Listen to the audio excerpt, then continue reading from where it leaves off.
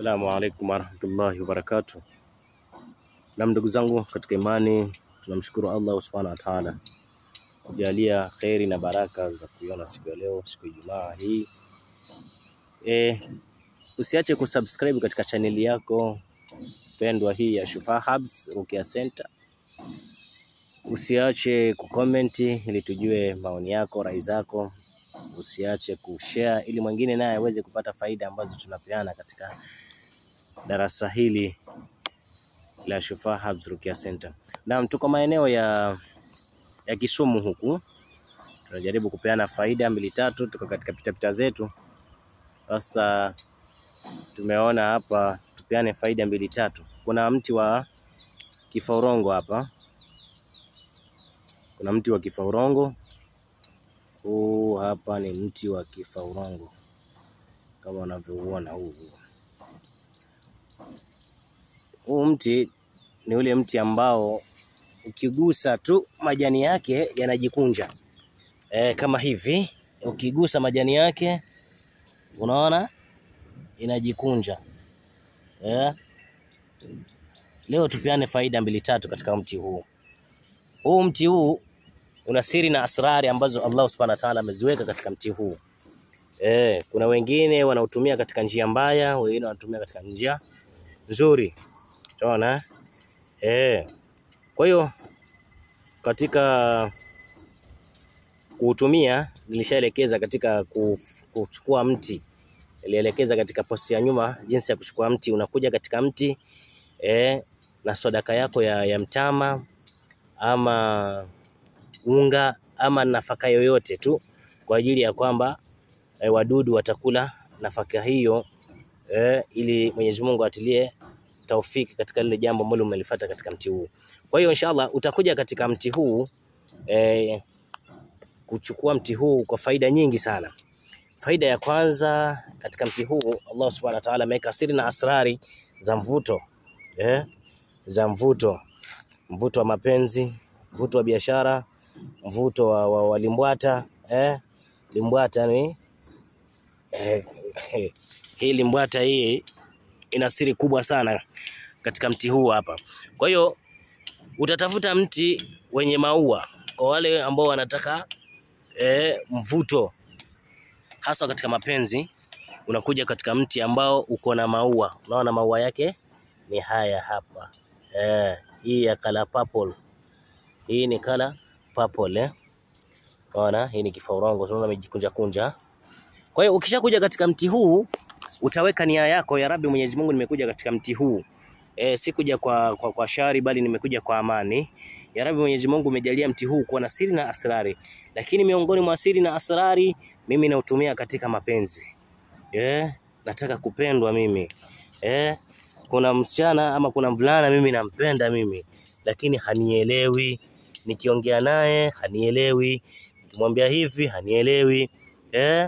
Mapenzi hayo yanarun dunia. Unakuja katika mti huu, unachukua majani.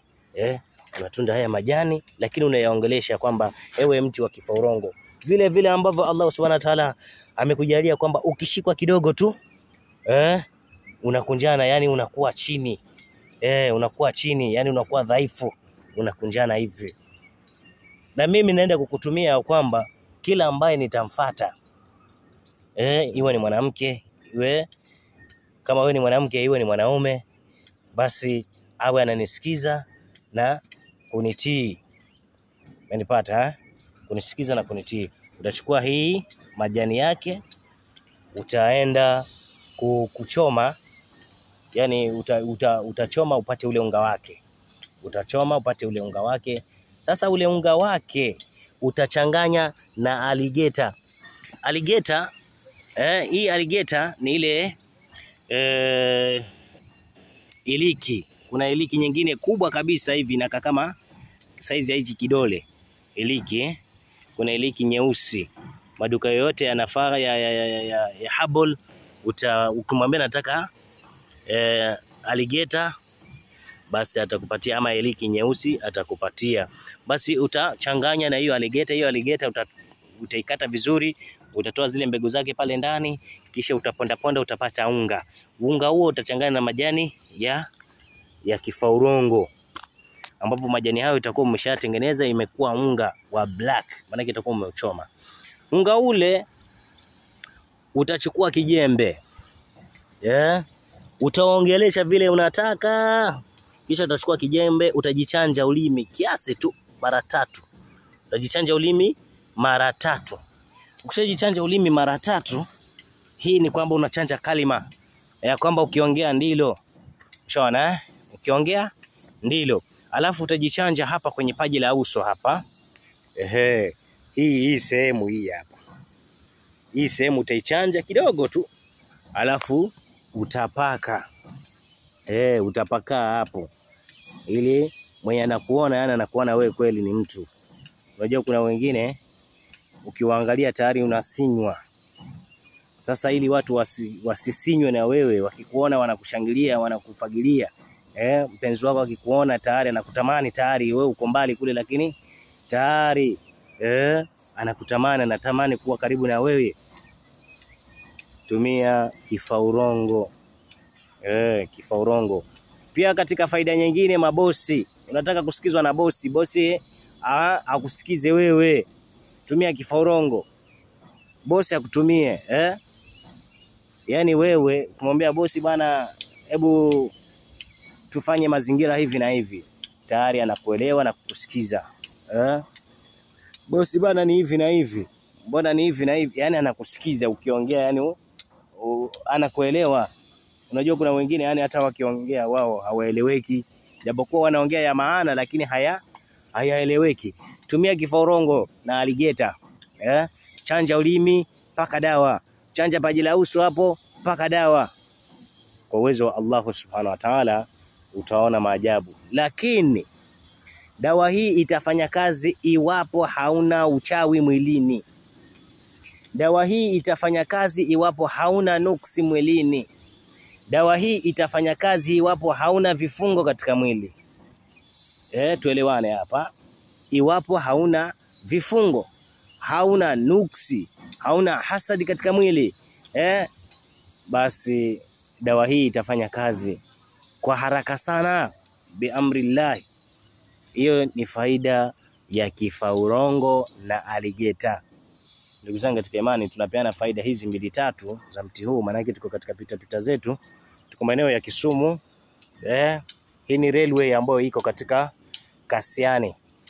Iko katika Kasiani. Hii ni railway inaelekea paka Busia huko na kuenda paka Bondo, na kuingia Uganda huko.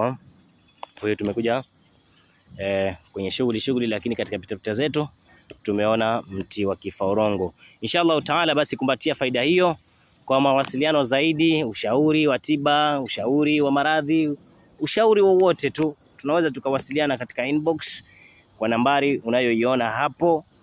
Iwapo uko nje ya nchi, utaanza na alama kujumlisha 234 254 254 254 719 28 38 34, yani 28 38 34. Hiyo ni nambari yangu, sina nambari nyingine zaidi ya hiyo katika ofisi Shifa Habs Ruqya Center, Ustadhi Wembe hapa Online TV.